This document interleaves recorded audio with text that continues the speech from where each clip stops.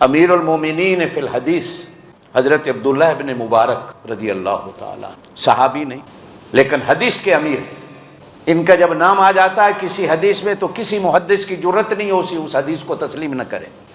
یہ مجھے اکڑ کے چلنے پہ ایک بات یاد آئی، فرماتے ہیں کہ حج کر کے میں اپنی اونٹنی پہ اپنے ملک شام کو جا رہا تھا کہ راستے میں نے ایک جھلی سی کملی سی بڑھیا دیکھی، صحرا میں ڈیزرٹ میں پیدل چل رہی ہے بیچاری۔ تو مجھے ترس بھی آیا اور خیال بھی آیا، تو میں نے اس سے کہا السلام علیکم ورحمۃ اللہ، تو اس نے جواب میں مجھے کہا سلام قولا من رب الرحیم۔ میں نے اس سے کہا کہ یہ صحرا میں ڈیزرٹ میں کہاں تو اکیلی گھوم رہی ہے؟ تو کہنے لگی من یضلل اللہ فلا ہادی لہ، کہ جو راستہ بھول جائے تو اللہ کے سوا اس کو راستہ بتانے والا کوئی نہیں ہوتا۔ میں سمجھ گیا کہ یہ بھولی بسری ہے۔ میں نے اس سے پوچھا اپنی زبان میں کتنے دن ہو گئے تجھے؟ کہنے لگی ثلاث لیال سویہ، 3 راتیں ہو گئی کہ میں اپنے قافلے سے بچھڑ گئی۔ تو میں نے اس سے پوچھا کہ کھانا پینا؟ کہنے لگی ہوا یطعمنی ویسقین، وہ مجھے کھلاتا بھی ہے پلاتا بھی ہے۔ میں نے اس سے کہا تیرے پاس پانی نہیں تو نماز کیسے پڑھتی؟ تو کہنے لگی اللہ قرآن میں کہتے ہیں فلم تجدوا ماء فتیمموا، جب پانی نہ ملے تو تیمم کر۔ میں سمجھ گیا کہ یہ مجھے کہہ رہی ہے میں تیمم سے نماز، یعنی جو سوال کرتا ہوں میں قرآن سے جواب دیتی۔ میں نے اپنی زندگی میں ایسی عورت نہیں دیکھی۔ میں نے اس سے کہا کہ وضو کیسے کرتی ہے؟ کہتی فلم تجدوا ماء فتیمموا، پانی نہ ملے تو وہ تیمم کر لیتی۔ میں نے اس سے کہا کہ میرے پاس کچھ کھانا پینا ہے، 3 دن سے تو نے کچھ نہیں کھایا تو میں پیش کروں؟ تو پھر قرآن پڑھ کے کہتی ہے کہ مجھے روزہ ہے، ثم اتم الصیام الی اللیل، جب تک شام نہیں ہوگی میں کچھ نہیں کھاؤں گی، مجھے روزہ ہے۔ تو میں نے اس سے کہا کہ سفر میں روزہ، تو پھر قرآن پڑھ کے جواب دیتی ہے فمن تطوع خیرا فہو خیر اللہ، نفلی روزہ ہے میرا۔ تو میں نے کہا سفر میں تو فرضی روزہ جائز نہیں، تو نفلی روزہ رکھ رہی ہے؟ تو کہتی ہے اللہ قرآن میں کہتے ہیں وَأَن تَصُومُوا خَيْرٌ لَكُمْ إِن كُنتُمْ تَعْلَمُونَ، اگر تمہیں روزے کے اجر کا پتہ چل جائے تو پھر تم سفر میں بھی روزہ رکھنے کو تیار ہو جاؤ۔ تمہیں کیا پتہ روزے کا اجر کیا ہے؟ میں نے اس سے کہا کہ تم میری طرح بات کیوں نہیں کرتی جس طرح میں کر رہا ہوں؟ تو پھر آگے سے قرآن پڑھ کے جواب دیتی ہے کہ مَا يَلْفِظُ مِن قَوْلٍ إِلَّا لَدَيْهِ رَقِيبٌ عَتِيدٌ، کہ تمہاری زبان سے کوئی ایک لفظ ایسا نہیں نکلتا ہے لکھنے والا فرشتہ فوراً لکھ لیتا۔ اب میں نے اس سے پوچھا تو کہاں سے آ رہی ہے، کہاں جانا ہے؟ تو پھر قرآن پڑھ کے کہتی ہے سبحان الذی اسریٰ بعبدہ لیلا من المسجد الحرام الی المسجد الاقصی۔ میں سمجھ گیا کہ یہ حج کر کے آ رہی ہے اور ملک شام کی طرف جا رہی ہے اور یہ قرآن کے سوا کوئی بات ہی نہیں کرتی۔ اب میں نے اس سے کہا کہ میری اونٹنی ہے اس پہ بیٹھ جاؤ، تو دعا دے کے کہنے لگی وما تفعلوا من خیر یعلمہ اللہ، اگر کوئی کسی کے ساتھ نیکی کر دے تو اللہ اس کا بھلا کرے، اللہ اس کا بدلہ دے گا، اللہ جانتا ہے، چلو دے دو سواری میں بیٹھ جاتے۔ اب جب میں نے اونٹنی اس کے لیے بٹھائی تو اونٹنی جیسے سواری کو بٹھاتے وقت ہلتی جلتی ہے، اونٹنی بھاگ کھڑی ہوئی، وہ بیچاری گر گئی۔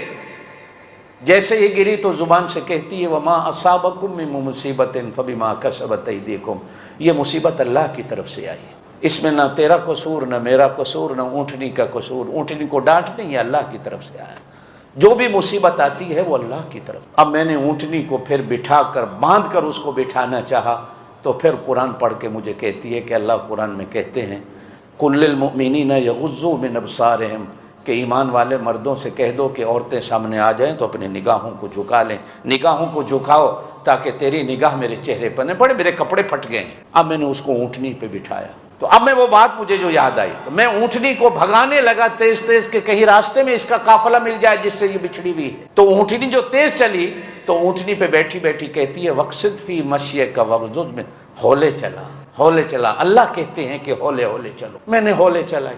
اب جیسے اونٹ چلانے والے کی عادت ہوتی ہے کہ جب آپ لوگوں نے تو کبھی اونٹوں کے قافلے چلتے نہیں دیکھے، ہم نے دیکھے ہیں کہ ایک آدمی 100 اونٹوں کو لے کے چلتا ہے تو وہ شعر پڑھتا ہوا جاتا ہے، پنجابی زبان میں کہتے ہیں وہ دوڑے ماں یہ پڑھتا ہوا جاتا ہے، تو اونٹنیاں مست ہو کے چلتی ہیں۔ بلکہ ایک دفعہ حدیث کے اندر بھی آتا ہے کہ آپ صلی اللہ علیہ وسلم کی ازواج اونٹنیوں پہ سوار تھی، سفر پہ جا رہے ہیں تو ایک صحابی نے شعر پڑھنے شروع کیے، اونٹنیاں تیز چلنے لگی تو آپ صلی اللہ علیہ وسلم نے فرمایا ہولے چلاؤ، دیکھتے نہیں ہو کہ شیشے کے آب خورے اونٹنیوں پہ ہیں، کہیں ایسا نہ ہو کہ اونٹنیاں بھاگی اور یہ نیچے گر جائیں۔ تو خواتین کو اللہ کے رسول صلی اللہ علیہ وسلم نے شیشوں کے آب خورے کہا کہ یہ پیار اور محبت سے سیدھی ہونے والی ہوتی ہے، آرام سے چلو تاکہ ان کو تکلیف نہ ہو۔ آپ صلی اللہ علیہ وسلم عورتوں کا بھی کتنا خیال کرتے۔ اب جب میں نے وہ شعر پڑھنے شروع کیے تو اونٹنیاں اور تیز چلنے لگی، تو وہ اونٹنی پہ بیٹھی بیٹھی کہتی ہے فَقْرَؤْا مَا تَيَسَّرَ مِنَ الْقُرْآنِ، قرآن کیوں نہیں پڑھتے ہو؟ قرآن پڑھو، میں تمہارا قرآن سنتی۔ اب میں نے قرآن پڑھنا شروع، پھر تھوڑا سا اور میں آگے چلا تو میں نے کہا تیرا خامند ہے؟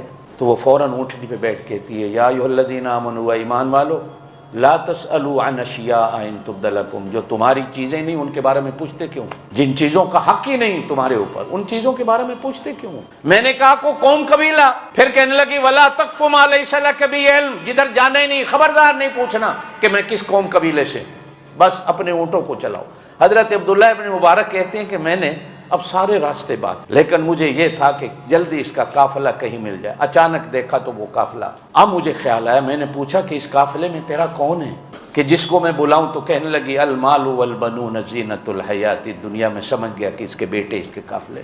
میں نے کہا کہ تیرے بیٹوں کی پہچان کیا ہے؟ کہنے لگی وعلامات وبالنجم هم یہتدون، یہ اس قافلے کو راستہ دکھانے والے ہیں اور شکل صورت ان کی ایسی ہے جیسے آسمان کے ستارے ہوتے ہیں۔ میں نے کہا کو اپنے بیٹوں کا نام بتا، تو 3 نام بتا۔ کہنے لگی واتخذ اللہ ابراہیم خلیلا وکلم اللہ موسیٰ تکلیما یا یحییٰ خذ الکتاب بقوہ۔